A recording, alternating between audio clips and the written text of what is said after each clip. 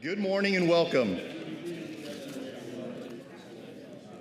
My name is Sam Warfield, and I'm on the Executive Council and one of the co-chairs of this year's KBH Energy Center Spring Summit.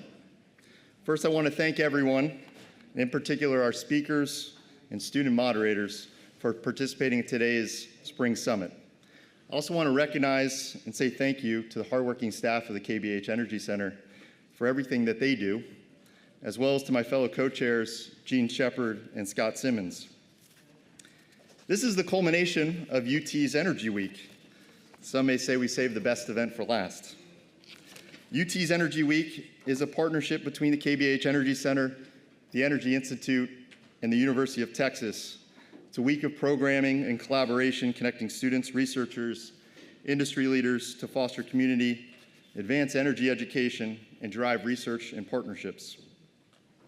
To me, at its core, the focus is on one of the world's most pressing challenges, which is providing secure, affordable, and sustainable energy solutions that fuel economic growth and enhance lives globally. And this challenge is one that the University of Texas is uniquely positioned to help solve. Today's Spring Summit is put on by the KBH Energy Center. For those that are not familiar, the K. Bailey Hutchinson Energy Center just celebrated its 10th anniversary.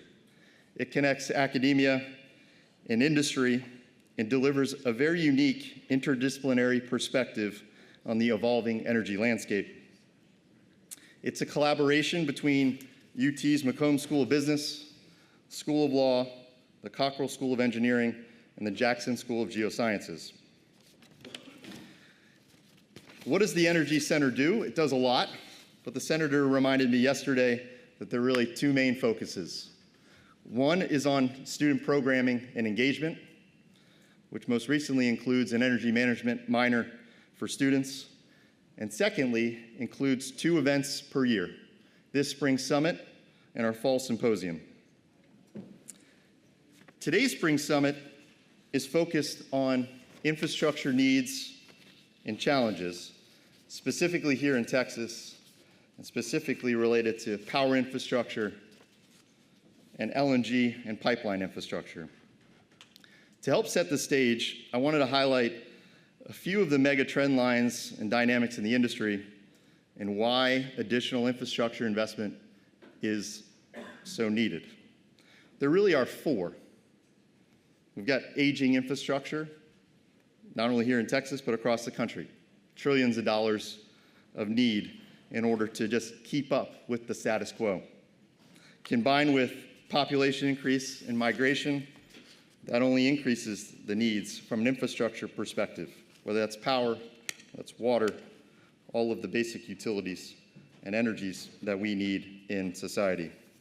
We are reshoring our supply chain. Advanced manufacturing, got Samsung here in Austin. What does that mean? It means more jobs, it means more power, more water is required. Digitization, the increased demand for data and connectivity, which we're going to talk about today, and why Texas is squarely in the middle of that growth trend. And then lastly, energy transition.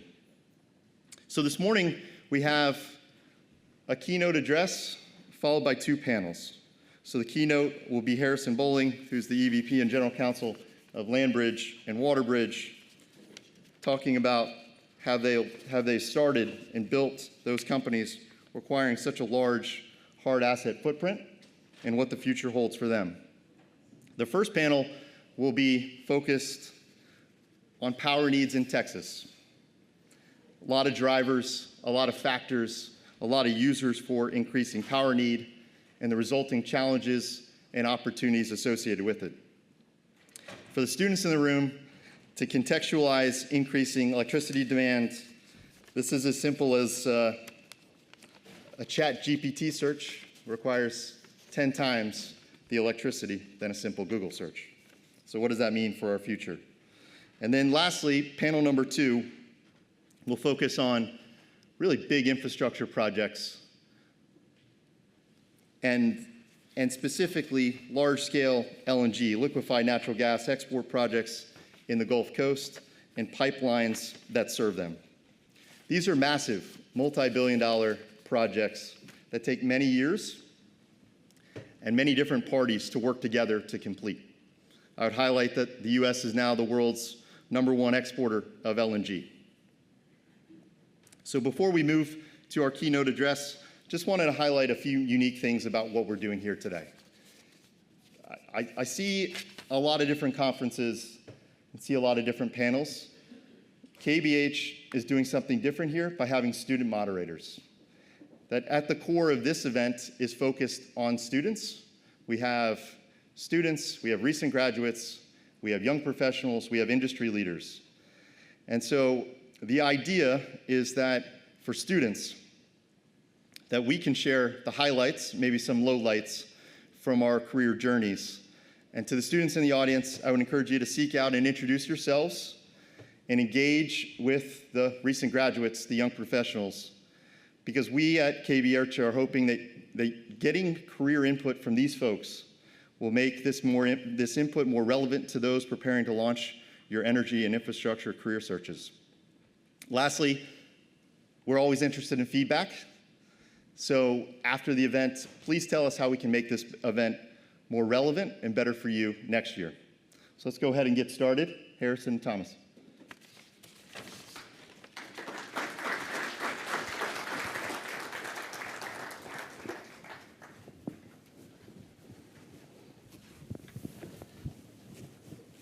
So we have Harrison here. He's the Executive Vice President and General Counsel for LandBridge and WaterBridge. Why don't you go and tell us a little bit about kind of your different roles and current business at these companies? For sure. So the LandBridge WaterBridge universe is a portfolio of companies started in produced water management back in 2017. Our financial sponsor is a private equity company called 5 Point Energy based in Houston. And what started with a very small produced water system that was mostly on paper, not actually in the ground. Now we run 4 different companies. We have 2 produced water companies. We have a oil field landfill company called Desert. And then we have LandBridge, which originally started in 2021 to support the water companies. I get into that more. But now is more of a standalone entity. We took it public last year, and it's been a great success story for us. Yeah. But we have a very unique setup in the sense that we have the same management team running 1 public company and then 3 private companies, which is pretty exciting at times. Yeah, it sounds like a lot of work, and you guys should really pat yourself on the back for all the different hats that you kind of have to wear. A lot of hats. So I think pertinent to a lot of the younger people here is kind of how you got started in your career, where you went to school, and kind of how that morphed into kind of where you are today. So if you could just talk about kind of graduating college and deciding, what path to take. For sure. As most of you will find in your careers, they will be nonlinear, and you will probably back into whatever success you end up having, which is certainly the case for me. I could not have planned this if I tried. But when I graduated Vanderbilt in 2005, I didn't have any marketable skills or marketable interests, really. And so I went to law school to just kind of kick the can down the road. And I was fortunate enough to end up at UT for law school, which was 3 years in Austin. I would do it again in a heartbeat. It was so much fun. And then got through the law school process, got more serious, figured out what kind of law I wanted to do. I had some great internships with Vincent Elkins in Houston and Bracewell, and ended up going to Bracewell and doing capital markets work, mostly for energy companies, for about 7 years. And then had an incredible opportunity to go in-house at a midstream company that was about to go public called Pentex Midstream Partners. And that was the first foray into sort of the commercial work and the midstream side. And that was a great experience. After Pentex, we tried to do it again. That did not work. And after a year, I was unemployed. I had a 1-year-old and another kid on the way and just needed a job. And WaterBridge, which had really just started, was looking at going public. It was 2018. They thought they could go public as a regular way, master limited partnership, which I had experience doing. They needed a general counsel, or thought they did, and they needed one that was really cheap, and I fit the bill. So that's how I ended up at WaterBridge. When I joined, we had probably 4 or 5 disposal wells south of Pecos and maybe 30 miles of pipe, but we had this huge system on a map that looked great, and that's what we were trying to sort of have momentum to go public. And we had a good line of sight to growth. It was a good story. It ended up being actually 100% true, but the public markets were not ready for a water company that was structured as an MLP for a lot of really good reasons. So anyway, we ended up staying in the business and growing it. But when I got to WaterBridge, I was probably employee number 30, and now across the portfolio, we've got over 500 employees. Wow. Going from 30 miles of pipe to today, we've got 2,400 miles of pipe, mostly in the Delaware Basin.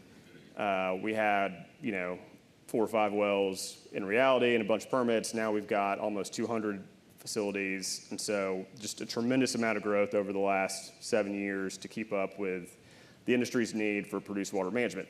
Now, when I got to WaterBridge, I didn't know what that was, so I'll explain it here. When you produce oil and gas, most of what you get out of the well by volume is not oil and gas, it's water. And it's produced water, also referred to as salt water, and this is water that doesn't have a whole lot of other uses, and so historically, the best thing to do has been to inject it back into a depleted formation for sort of permanent disposal. And that's the business model. And in the southern Delaware Basin where we started, water-oil ratios are 5-to-1, 7-to-1, 10-to-1. And so there's just a tremendous volume of water coming out of these wells. And the larger the oil and gas wells, the more water you have. And it got to a point where producers just couldn't, not economically truck it, couldn't physically truck it. You can't line up enough trucks to do that. You've got to do it by pipeline. You've got to have large permanent infrastructure to do that. You've got to have, very strategically placed disposal wells to handle the volumes. And it's really this sort of fairly new industry that came because of the success in drilling oil and gas wells out here. And I was fortunate to come into a team. I had no experience in any of this, of course. The team saw this happening and was able to get in front of it and say, look, we have a solution we know the industry is going to need, and they're going to need it really soon, so we're going to start going and building it out. And honestly, that's our success in a nutshell there. No, very, very interesting. I feel like you guys made a foray kind of into LandBridge. Was it sort of serendipitous that you created this surface company off of the WaterBridge platform, or what was sort of the calculus there and kind of shifting from creating a produced water management company to a universal kind of surface right of way ownership company? Well, when we're building our infrastructure, of course, you have to work with landowners. You have to get easements and right-of-ways, and disposal wells are no different. That's a right that the surface estate holds, so you're negotiating with whoever owns the land out there. And what we noticed very quickly was that whoever owned the land kind of got to write the terms, and if the more land you own, the more you can kind of dictate that. Mm-hmm. But also the more you can offer producers, efficiencies of scale. Having to go through one landowner versus 10 is a lot easier. So we always kind of had back in the mind, like, man, sometimes it really feels good to be a landowner. But this was when we were just in the infrastructure business. And almost immediately, Jason Long, our CEO, got a line on a big ranch that was coming up for sale, potentially. It was called the Hanging H Ranch. It was a position of about 67,000 acres that stretched from the state line in Loving County down almost all the way to Fort Stockton. Not contiguous, but kind of, sprinkled throughout there. And it was put together by a rancher in the late 20th century for ranching purposes, as people did out there. And then once he passed, it went to his heirs. And some of them wanted to keep the land, some of them wanted to sell, but the land had immense value, we thought, because of the water resources under it, which you can sell for a variety of purposes, but mostly hydraulic fracturing, but also tons of unused disposal capacity that we could put wells on. And we worked really hard to buy that first piece of land, or that first 60,000 acres. It took almost 3 years. We entered contract like 3 different times, several lawsuits, and it also took a long time to convince our sponsor that this was strategically a really great idea. But we bought it 100% for the synergies with the water business, because we knew we needed space for disposal. It was in a really hot area, and it just kind of fit. So that was the thesis originally, and then once we bought it and started thinking about other things we could do with it, and other value that there was, and other land that we could look at, and really not just for us, but unlock the ability for a ton of people to build infrastructure across wide swaths of land in the most busy part of the Permian Basin. That seemed like a pretty good business opportunity. And so we kept out on, after that initial purchase, we strategically looked at other pieces of land, and then once it got big enough to kind of be its own thing, it was sort of underwritten by WaterBridge, but WaterBridge is not even close to a majority of its revenue at this point, so it's mostly third parties. It was a good candidate to take public, and so we were able to do that last year, which is a very interesting process, start to finish, but it's been a tremendous success story. Yeah, you guys have had like phenomenal performance just on your IPO, since your IPO, and I guess maybe one topic that came to mind is kind of understanding messaging your value proposition to investors when you do like your investor roadshow, if maybe that's something you could talk about, just yeah, what it we was like. Apparently did a horrible job at that, because we priced below the range and then shot up first day of trading and then continued to do that. So I don't know, it was sort of bittersweet. Like, we were really excited about this going in. We're like, this is a great value proposition, and then to have kind of bad performance on the front end, but then incredible performance on the back end is just it's a very bizarre phenomenon that really nobody could explain to us. Certainly not our lead underwriters. But I think there's not a lot of companies like us. There's one. It's Texas Pacific Land, which is a really cool story in its own right. They own about 3 or 4 times as much land as us, but they inherited it through a bankrupt railroad back in the late 1800s. But they've had phenomenal stock price performance, and a very similar thesis to what we had. But if you have one comp and they're much larger, it's a harder story to tell, I think.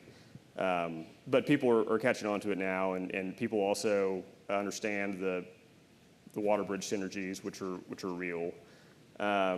So it's just been incredible to watch.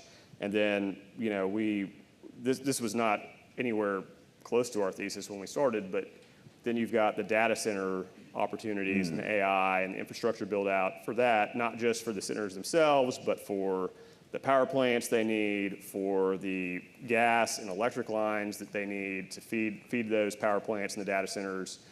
And again, if you're a large landowner and you have strategically positioned land, you're in a great spot to capture those opportunities, because you can provide the land, you can provide the water that they need for cooling, you can provide adjacent land for power plants, you're close to gas storage, and so it just makes things a lot easier.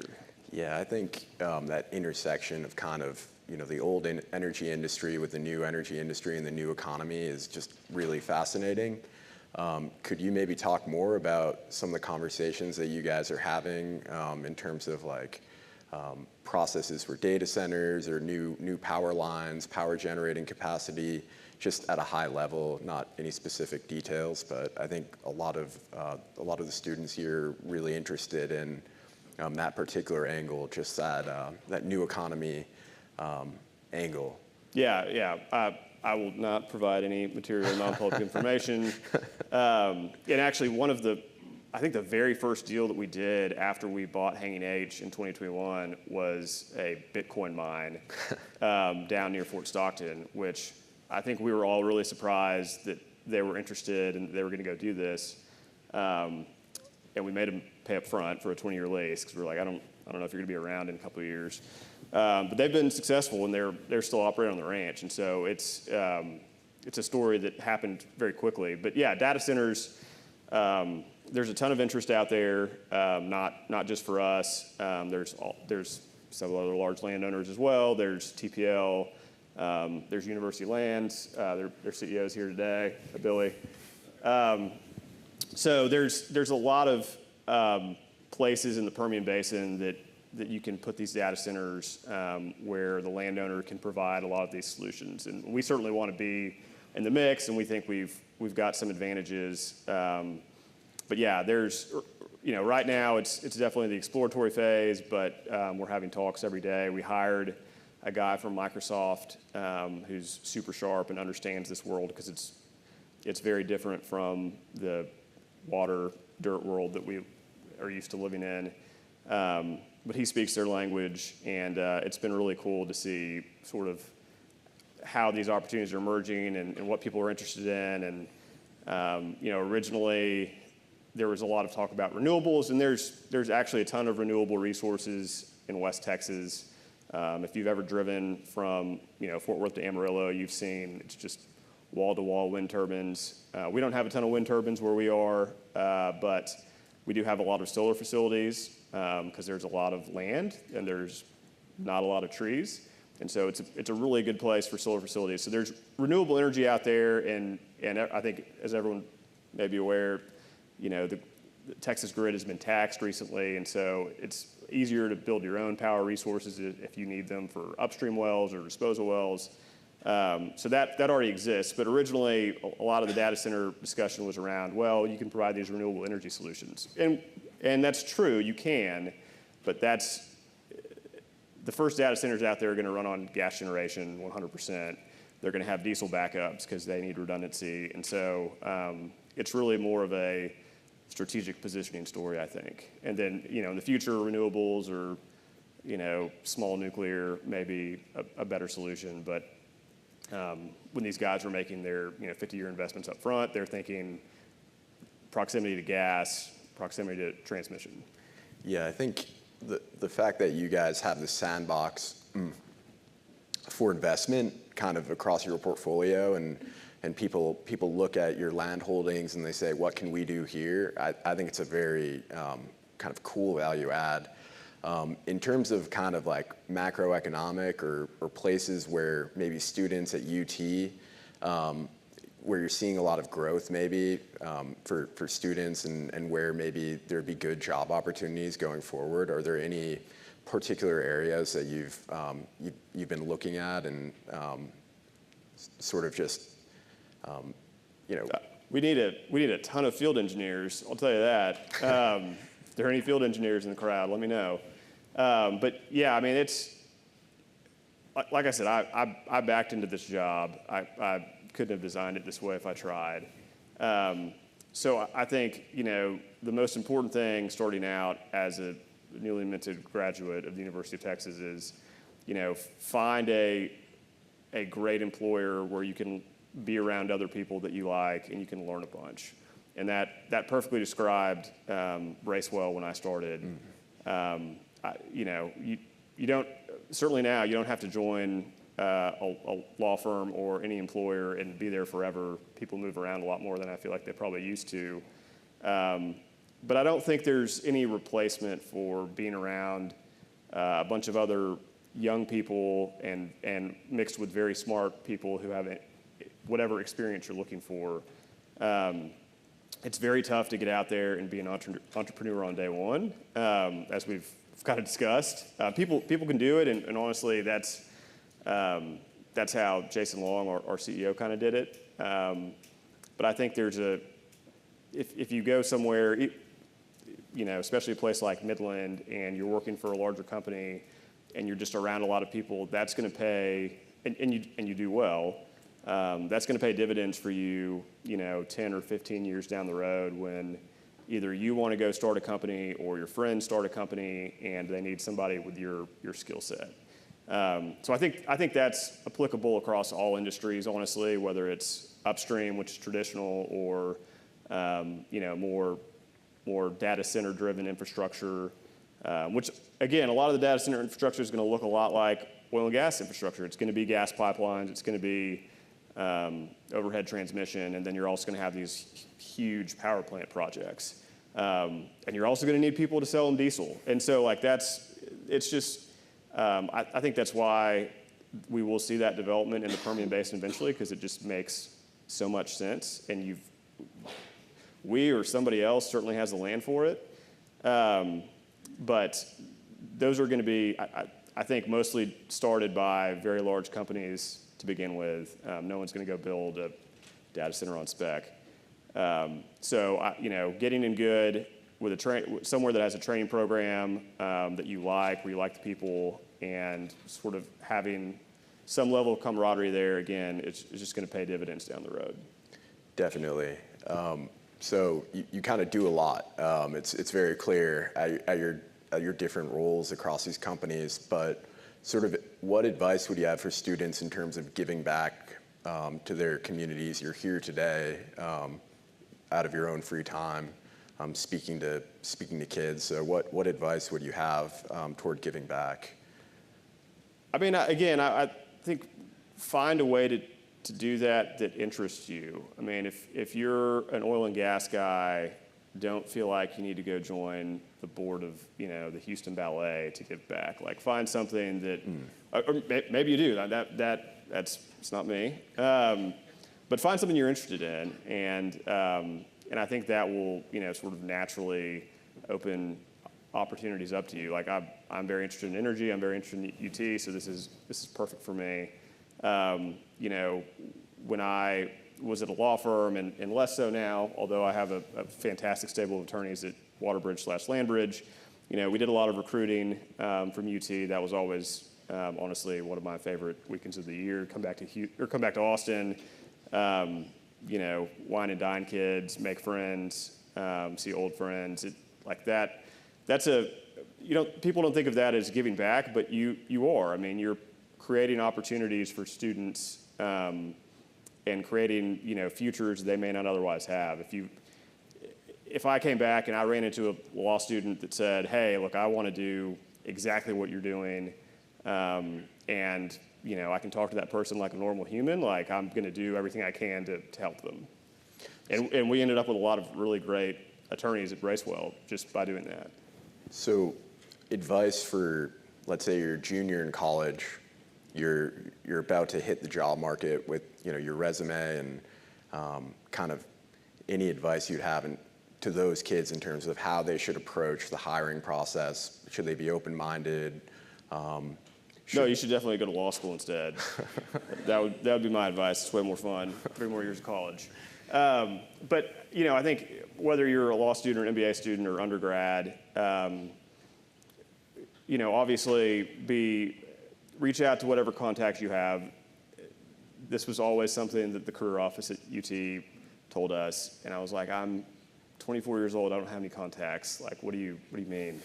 So maybe that's not going to be an avenue that is open to everybody, but try a lot of different things, apply to a bunch of different jobs. Again, I think find an opportunity or a situation where you like the people, you're interested in the work. It's something where you can at least sort of excel at. You don't have to be the best. You just have to not be the worst. And I think you're gonna stand out. So just leave yourself open to opportunities. If that involves moving to Midland, do it. I think honestly, a lot of the people that I work with who started their careers in Midland, maybe not completely voluntarily, again, it's paid dividends for them, and they look back on that time. Some of them are still there, But even the ones that have moved on, it really helps them stand out today. Yeah, so I hate to kind of move around a bit, but sort of back to the LandBridge, WaterBridge relationship. Can you kind of talk a little bit about what your plans are going forward in terms of growing those businesses, particularly like WaterBridge, and where you see that prospectively? So, I think the Permian Basin is the best place in the world to drill for oil and gas right now. And the Delaware Basin, which is kind of the western extent of the Permian Basin where we are, has some of the best rock for oil and has a ton of water. So it's a great place to be for a produced water company like ourselves. So I think, there's some kind of regional concerns that are going to push water out of the basin to other areas as the pore space in the basin gets kind of filled up with water, which it has been over the last few years. So we just announced a big project to take water from kind of Eddy and Lee County in southeastern New Mexico over to the Central Basin Platform in Texas. And those types of opportunities, it's a big infrastructure project, right? You're building, 100 miles of 30-inch pipe out of the basin, and then you're building a bunch of disposal wells. It's big dollars, but a company like WaterBridge has the backing and the resources to do that. And we've proven ourselves with customers, but they're comfortable that we can execute a project like that. And so we've got a couple of those going on right now. Certainly, I don't know if anybody's from New Mexico here. I'm not going to disparage New Mexico, but it's a very different operating environment than Texas, and they have a lot more restrictions on what you can do. And one of the results of that is a lot of the volumes produced in New Mexico are coming into Texas for disposal. And some people are happy about that. Some people are less happy about that. But at the end of the day, New Mexico has basically said, we don't really want to encourage produced water disposal here, but we do want to encourage all the oil and gas production. But you also can't use fresh water for oil and gas production, which is maybe not the worst thing in the world, so you got to recycle.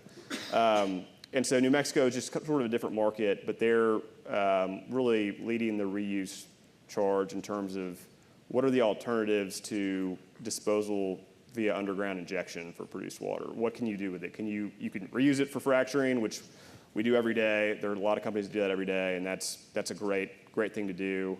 Are there other things you can do with it? Can you desalinate it? You could, if you have a lot of money and you're willing to spend it on that. Can you use it to irrigate? Maybe not. Also requires a fair amount of treatment that's a little bit expensive, but people are working on that. Can you use it for municipal use? Absolutely not, never. That's never going to be a thing. But finding ways to put it back into the water cycle are good. And every produced water company out there and a lot of other companies like TPL are working on ways to do that. Yeah, I think one really underappreciated aspect of your business is that sustainability component and using less water and recycling water. And you're kind of on both sides of the produced water and the gathering side. What would you say about kind of on the LandBridge side with fresh water that you guys are producing from aquifers? What would you say kind of the market dynamics of that are in terms of where do you think the market for fresh water? Do you think we'll live in a world of scarcity where there'll be more value in holding this real asset in fresh water, or maybe that there'll be new technology that's sort of gonna unlock more freshwater resources through desalination? Or I think it's a combination. I think there's also probably at some point going to be technological breakthroughs on the upstream side that may require fewer volumes or of any sort of water for fracturing and production. But yeah, one of the benefits of being a large landowner is and the relationship with LandBridge is that if somebody needs water for completions, they would typically go, or maybe required to contractually go to a landowner, and they would get what we consider to be brackish water, which is not fresh water that you can drink or irrigate with or water cows with, but it's not the super salty kind of brine water that comes out of an oil well. It's somewhere in between. And they'd sell that for completions. And if you're a legacy rancher or landowner in the Delaware Basin, and you can't really farm anymore, ranching, you can ranch, but it's not super economic necessarily. One of the best businesses was selling water to operators, and so they did a lot of that, and we inherited a lot of that on Hanging H as well. But now we can push producers towards using recycled produced water. A lot of producers want to do that if they can anyway, depending on how large they are, what their ESG goals are, what their sponsors want. If you're a small guy starting out, you want whatever's easiest and cheapest and most economic. If you're a super large producer like Chevron or Exxon, you have a ton of other considerations where you may want to do something even if it's a more expensive solution. So there's a lot of opportunities there. Again, as a large landowner and as an operator that can aggregate huge volumes of produced water, WaterBridge can sell you raw produced water for you to treat on your own. We can treat it ourselves and sell it to you sort of as a finished product, and sort of everything in between. And so that's a business that we're in. I think it's going to continue to be a larger part of our business, but it's an opportunity that we have because of the investment we've made in permanent infrastructure and because of the contracts we have that again allow us to aggregate these kind of huge volumes. That again, similar to the huge volumes that come out of a well when it's drilled. You're using millions of gallons to frack a well, and so and these producers are moving to 4, 6, 8 well pads. You need a ton of water resources for those operations. Yeah, I think it's phenomenal the scale at which you guys operate, and I think it's very hard for the average person to understand just how big these wells are and how big these infrastructure projects are, and how you're pushing around hundreds of millions of barrels of water potentially in a day. It's shocking. I mean, every time I go out in the field and see the scale of these operations, I am just honestly shocked. It's a huge undertaking, and drilling and completing a well as a producer requires a ton of coordination across dozens of vendors, and water is one of the most critical things they need. So anyway, it's a sort of a weird symphony that it takes to get all that done. But yeah, you're right. The scale is unimaginable. But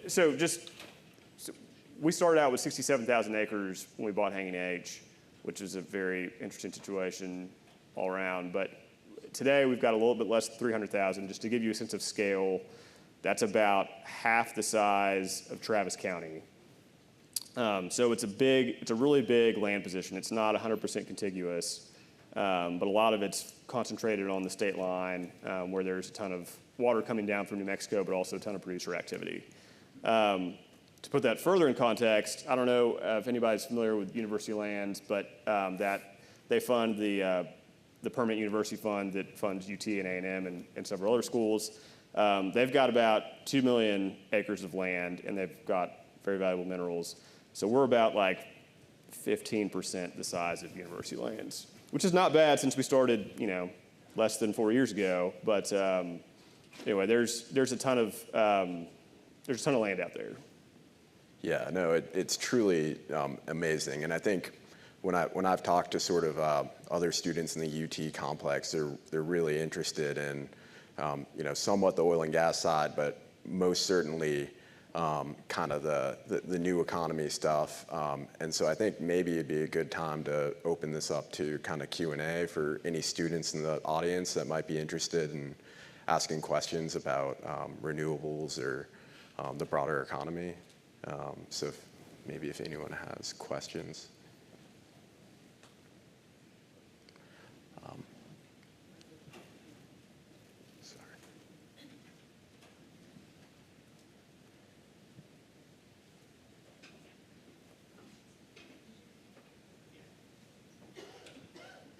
Doesn't the brackish water and production water contain a lot of lithium that can be recovered? That's a great question, and a lot of people have asked that question in the last few years. And depending on the formation and kind of the geography, yes, there can be, I think, economic extraction of lithium. We have not seen it yet where we operate, but that's another one of those future opportunities. Also, when you desalinate water, you end up with a bunch of things that were in the water that are no longer in the water, like salt or lithium or other metals. And so potentially, there's a market for those products one day as desalination becomes more part of the story here. That's great. So you're building so much pipeline in your company and intending to extend to more water. So how do you monitor that pipeline? That's a great question, and the answer is very closely. We have a 24/7 staffed control room in Houston that remote monitors all of our lines. We've got visuals on all of our facilities, and we have AI software that helps us balance our pipeline so that we know if the inlet is X and the outlet is X minus 10%, there's something in the middle that's causing that. And so we can isolate that, shut down the pipeline, determine if there's a leak or not. The control room will get an alarm if that happens. They'll call out to the field to go put eyes on it. But we've spent a tremendous amount of money on our remote monitoring and measurement capabilities, and it's from a safety standpoint, it's something that is absolutely critical. We obviously want to be good stewards of the land, and we want to have safe operations in the communities in which we operate. But also on the land side, if you have a spill, you're going to end up paying the landowner for that one way or the other. And sometimes we're the landowner, sometimes we're not. So that's never a situation we want to be in.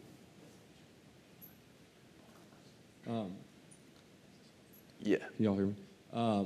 So it sounds like y'all are taking some water to the Central Basin Platform. Do you see some of the injection issues on the Texas side as more of like an opportunity for WaterBridge or more of like a threat to y'all's business? That's a really great question. Again, the wisdom of our management team, not me, sort of getting ahead of what they saw coming. I mean, we call it a wall of water, but there's huge amounts of production in New Mexico, huge amounts of future water production that's going to need a home. And we monitor the pressure on all of our wells, and we try to drill wells that are, one, not going to have pressure issues so they can take water, but also they're going to be away from areas that have been over-injected into or potentially over-injected into. And so a lot of the LandBridge story was going out and finding surface that had unused pore space that we could use for future injection. And the Central Basin Platform, we think, fits the bill really well. We've got a geologist on staff, and he has decades and decades of experience with this stuff, and he thinks it's very prospective for good pore space. So we've got a bunch of permits up there. There are other areas in Loving County that are almost there, almost on the Central Basin Platform, not quite, that have some space in there. But again, it's great to have those resources, but only to the extent that you can get water there. And getting water there requires huge infrastructure, which requires crossing a bunch of landowners, and also requires huge financial resources, and at the end of the day, long-term commercial contracts with producers that are going to provide you the certainty you need to make that investment. And so it's very much a chicken and egg situation where at least for now we think we've solved the pore space availability issue via LandBridge. But you still got to go out and build the infrastructure and sign up the contracts and get it financed. Follow up, do you think there's enough infrastructure in the works to send to the CBP, or do you think we're going to be constrained the way we are kind of on the gas side? I mean, I would say it's a very competitive business right now, produced water management is. And there's a bunch of projects that have been announced or that are in the works. So everybody's kind of trying to solve this issue. They're at some stage in that process. We think we've got the best solution or one of the best solutions, but the other water companies also are looking at it and have various solutions. So I think it's going to require a lot of investment from a lot of different people. Western Midstream announced a big project to get water away from Oxy's wells in Loving County. So that's one that's out there. So I think there'll be several projects, and I think we'll need several projects, honestly, to deal with the volumes and provide the flow assurance that producers really need. Because again, there's so much water being produced here. If you can't handle the water, you've got to shut in your production, which is the last thing that producers want. And nobody likes flaring gas, but at the end of the day, it's an option. You can't do that with water. I think we have one last question. Right here. Yeah. Hey, Harrison, thanks for speaking today, and thanks for taking my question. Thomas, thanks for moderating. My question is, today you have, LandCo and you have WaterCo, and a big theme of today's topic is on power. And so my question is, have you ever thought of adding PowerCo, or how do you think about power generally? Because with those, three companies, LandCo, WaterCo, PowerCo, it's kind of the holy trinity for a data center. That's right. We think about that, and we think about power every day. I mean, one of the biggest expenses we have is power, because it takes power to run our pumps. And where we can't get a lot of areas you can't get power, and so we have microgrids, which are much better than just having sort of standalone gas generate or diesel generation. So it's something we think about operationally. The regulatory regime makes it hard to do your own behind the grid power as an operator like us, because we're so spread out. You have to have your own transmission system, which for us, it doesn't make sense to build a transmission system that goes from Fort Stockton to Carlsbad just for our own stuff. So our solutions have been very localized so far. But for data centers, obviously, that's another opportunity. Again, I think that's probably going to be behind the meter power. They'll want grid reliability and grid interconnections, but I don't think anyone wants taxpayers or ratepayers to have to pay for natural gas generation for that purpose. And so I think they're going to have their own power systems. They're going to have their own backup power systems. And I think landowners that can aggregate, the land in proximity to gas transmission lines, also in proximity to some of the large transmission lines out there, and obviously in proximity to fiber, which you need for a data center. I think that's going to be a very attractive location to potential data center builders. So yeah, we're having those conversations. We're not LandBridge. The LandBridge model is basically don't spend money. It's a non-operator model. We want other people to come on our land and spend the money and make the investments, and of course pay us as part of that. But it's infrastructure light. Unlike WaterBridge is very infrastructure heavy. So I don't think 5 Point's going to let us run a fifth company. I'm not sure that'd be the best use of our time at this point. But I think there's a lot of people looking at that right now, and I think that's going to be a huge opportunity going forward for some very bright people to figure out. Harrison, thank you so much for speaking to us. Your breadth and depth of knowledge is fantastic. I don't think I've spoken to anybody who covers such a broad range of topics and can kind of go down to a microscopic level. But sort of in closing, for young people who've just started their career and they're working at a new company, is there one piece of advice you would give them? Yeah, if you've been fortunate enough to find a job and it's a job that you like, working with people you like, do your best, be normal. we hire a lot of people, and sometimes the most normal candidate wins among people who have like a lot of experience. So whatever that means to you, but just people who are also passionate, who can either express a genuine interest or fake a genuine interest in whatever it is you need them to do. They're going to be super successful. Fantastic. Thank you. So in other words, fake it till you make it. Okay. No, it's great advice. Thank you, Harrison.